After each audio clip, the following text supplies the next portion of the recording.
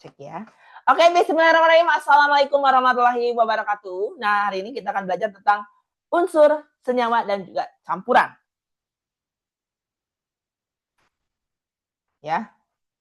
Nah, bisakah kamu sebutkan beberapa senyawa yang sering kita temui dalam kehidupan sehari-hari? Bisa tidak? Nah, apa yang kalian akan belajar hari ini? Ya, apa yang kalian akan pelajari hari ini? Kali ini kalian akan belajar tentang satu, perbedaan antara unsur, senyawa, dan juga campuran. Yang kedua, sifat unsur logam dan juga non-logam. Yang ketiga, atom dan molekul penyusun unsur dan senyawa. Yang terakhir adalah cara memisahkan campuran. Nah, apa itu unsur? Unsur adalah zat murni yang terdiri atas satu jenis atom saja dan tidak dapat diuraikan lagi menjadi zat yang lebih sederhana melalui reaksi kimia biasa. Unsur merupakan bahan dasar penyusun segala sesuatu di alam semesta, mulai dari benda mati hingga makhluk hidup. Nah, unsur itu terbagi menjadi dua. Ada unsur logam dan juga unsur non-logam. Nah, yang pertama kita akan bahas tentang unsur logam dan juga sifatnya. Nah, unsur logam dan sifatnya itu, ada beberapa sifat yang menyertai unsur logam. Ya. Nah, yang pertama adalah konduktivitas.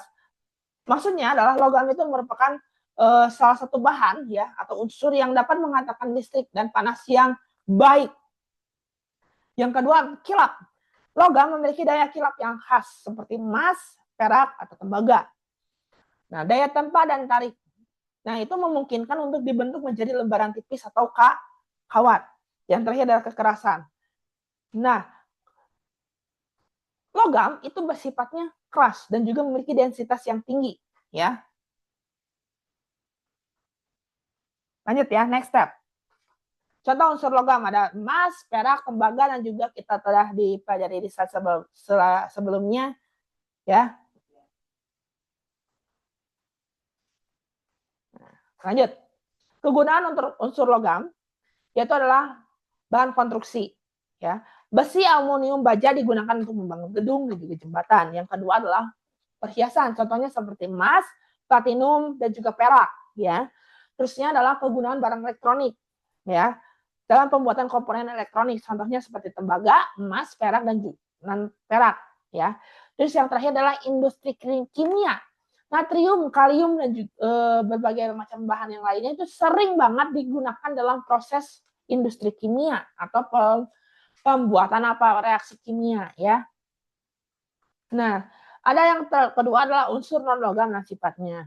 Nah, unsur non logam itu umumnya merupakan isolator listrik dan isolator panas yang tidak baik ya.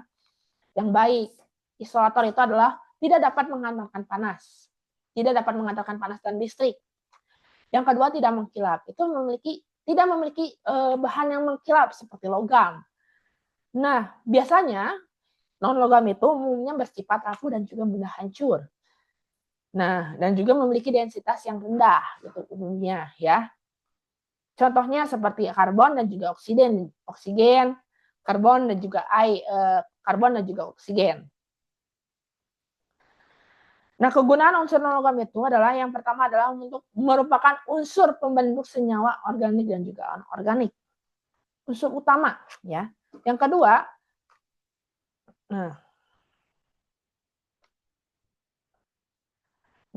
itu digunakan dalam pembuatan industri kimia yang sering digunakan dalam industri kimia. Contohnya klorin yang digunakan sebagai disinfektan, sulfur digunakan dalam pembuatan asam sulfat.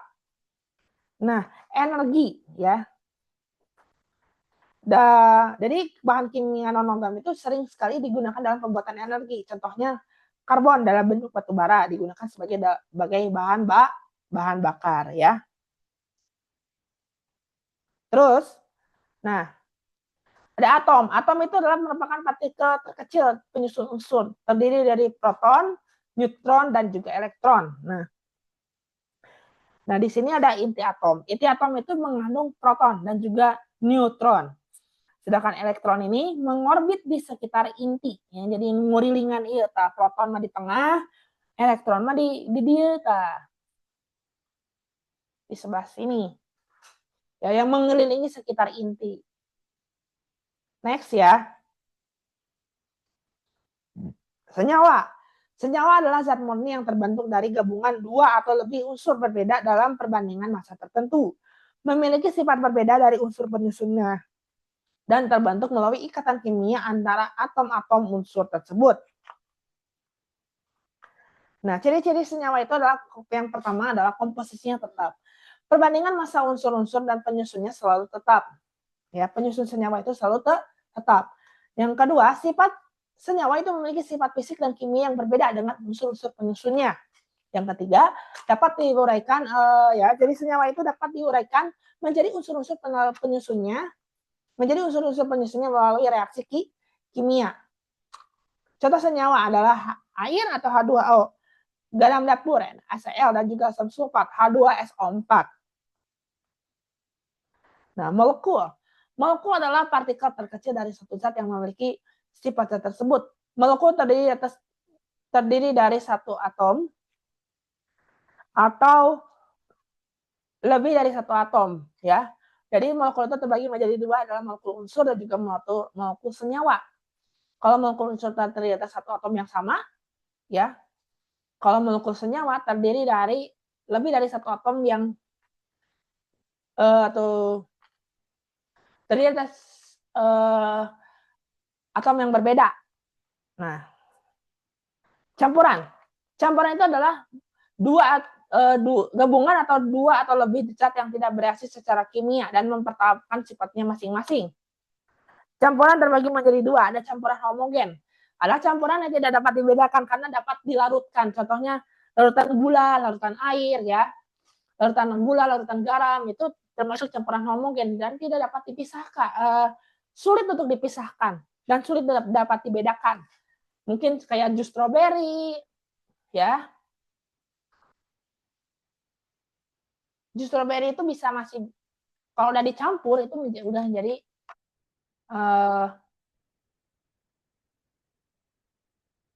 jadi satu, ya.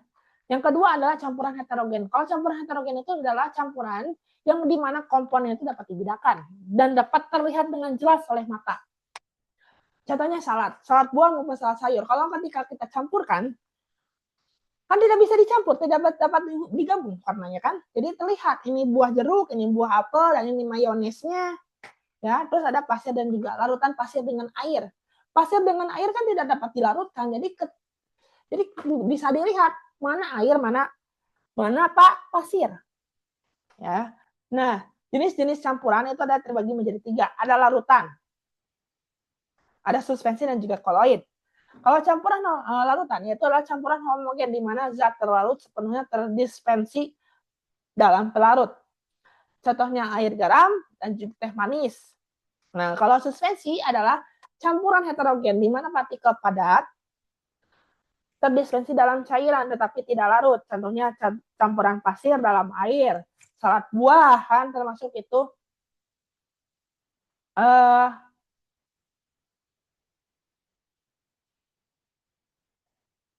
Ya. Terus ada koloid. Koloid adalah campuran heterogen di mana partikel tersebar merata tetapi tidak dapat larut, lebih halus daripada suspensi. Contohnya susu, ya, gelatin, krim, ya.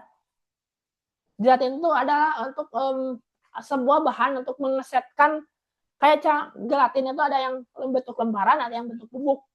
Kayak apa ya? Lemnya kalau lem buat agar-agar kayak gitu ya. Nah, cara memisahkan campuran. Bagaimana sih caranya memisahkan campuran? Yang pertama adalah melalui filtrasi atau penyaringan. Digunakan untuk memisahkan zat padat dan cairan dalam campuran heterogen. Misalnya memisahkan air pasir dari air. Yang kedua adalah distilasi. Ya. Distilasi adalah proses pemisahan berdasarkan perbedaan titik-titik. Digunakan untuk memisahkan campuran homogen seperti memisahkan alkohol dari air. Jadi kalau mencekik diuapkan, menguapkan. Ya, dengan cara apa? Dipasak. Ya. Titik didih. Nah, terus ada yang selanjutnya, ada evaporasi, yaitu menguapkan cairan untuk meninggalkan zat padat yang terlarut. Misalnya menguapkan air laut untuk mendapatkan garam. Itu evaporasi.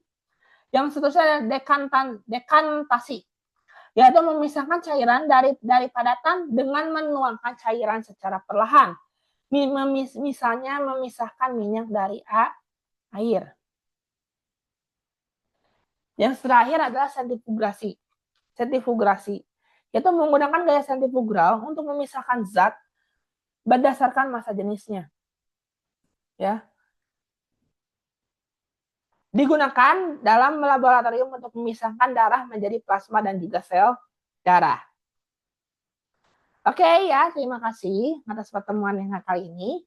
Kita sampai jumpa lagi di pertemuan selanjutnya. Assalamualaikum warahmatullahi wabarakatuh. Ya.